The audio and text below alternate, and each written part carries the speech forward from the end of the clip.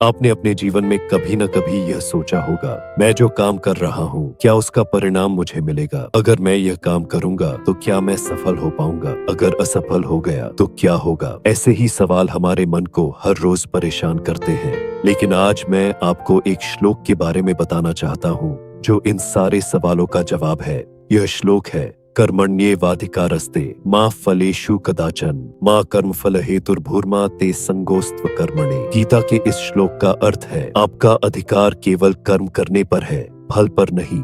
इसका मतलब यह है कि आप अपना ध्यान और ऊर्जा सिर्फ अपने काम में लगाइए, फल की चिंता किए बिना, क्योंकि फल की प्राप्ति तो आपके हाथ में नहीं है।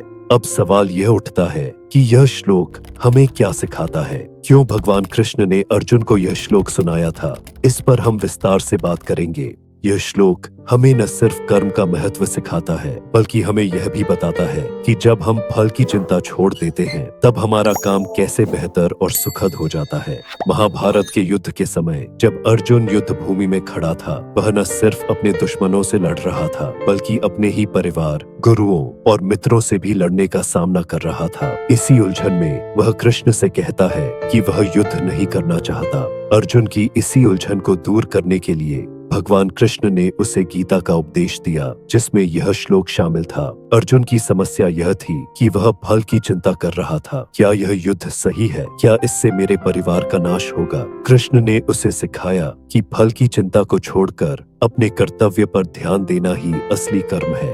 यह कहानी सिर्फ अर्जुन की नहीं है, यह हमारी जिंदगी की भी कहानी है। हम हर दिन किसी न किसी रूप में अर्जुन की तरह होते हैं, कभी परीक्षा के तनाव में, कभी काम के दबाव में, कभी रिश्तों के उलझाव में। और इस श्लोक का संदेश हमारे जीवन में भी उतना ही प्रासंगिक है जितना अर्जुन के लिए था। अब जरा आज के दौर की बात करते हैं। हम में से कितने लोग हैं जो हर दिन अपने काम के परिणाम की चिंता में डूबे रहते हैं? ऑफिस का प्रोजेक्ट हो या किसी स्टूडेंट की परीक्षा या फिर कोई निजी सपना, हमारे दिमाग में सबसे बड़ी चीज होती है फल। अगर परिणाम अच्छा नहीं आया तो, अगर प्रमोशन नहीं मिला तो, अगर नंबर कम आए तो, हम अपनी सारी ऊर्जा और शक्ति इन सवालों में खर्च कर देते हैं। पर सोचिए, अगर हम इस फल की चिंता को हटा दें, अगर हम सिर्फ अपने काम पर ध्यान दें और परिणाम की परवाह किए बिना उसे पूरी लगन से करें, तो क्या होगा? क्या हमारी जिंदगी ज्यादा हल्की नहीं हो जाएगी?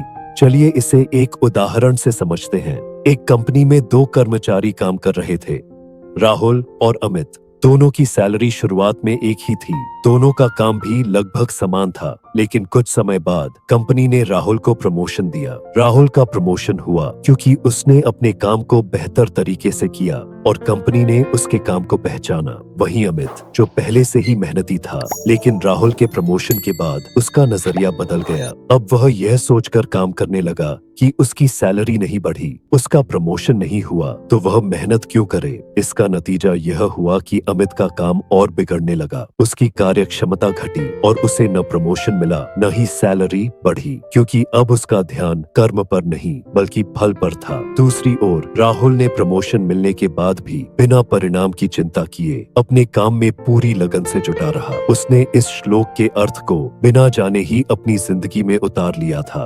कर्मण्येवाधिकारस्ते मा फलेषु कदाचन। कर्म करते हुए संतुलन में दिखाया जाता है। भगवत गीता सिर्फ एक धार्मिक पुस्तक नहीं है, यह जीवन जीने का एक व्यावहारिक मार्ग है। कृष्ण ने अर्जुन को जो कर्मयोग का रास्ता दिखाया, वह हमारे लिए आज भी उतना ही प्रासंगिक है। महापुरुषों ने भी इस सिद्धांत को बार बार दोहराया है। स्वामी विवेकानंद कहते थे कि बिना फल की इच्छा के कर्म करना ही सच्ची भक्ति है। यह केवल धार्मिक नहीं बल्कि एक मनोवैज्ञानिक और वैज्ञानिक दृष्टिकोण भी है। जब हम फल की चिंता से मुक्त हो जाते हैं, तो हमारा काम कहीं अधिक रचनात्मक और सशक्त होता है। हमें न केवल बेहतर परिणाम मिलते हैं, बल्कि हम मानसिक रूप से भी स्वस्थ रहते हैं। तो आज हमने सीखा कि कर्मण्येवाधिकारस्ते मा फलेषु कदाचन केवल एक श्लोक नहीं है, यह जीवन का सत्य है। यह हमें सिखाता है कि कर्म हमारा अधिकार है, लेकिन परिणाम हमारे हाथ में नहीं है। इस वीडियो का मकसद आपको यह सिखाना था कि फल की चिंता छोड़कर अपने कर्म पर ध्यान दीजिए। अगर यह संदेश आपको सही लगा तो इसे अपने दोस्तों के साथ साझा करें और वीडियो को लाइक करें। मिलते हैं अगले वीडियो में, तब तक कर्म करते रहिए और चिंता मुक्त रहिए। जय श्री कृष्ण।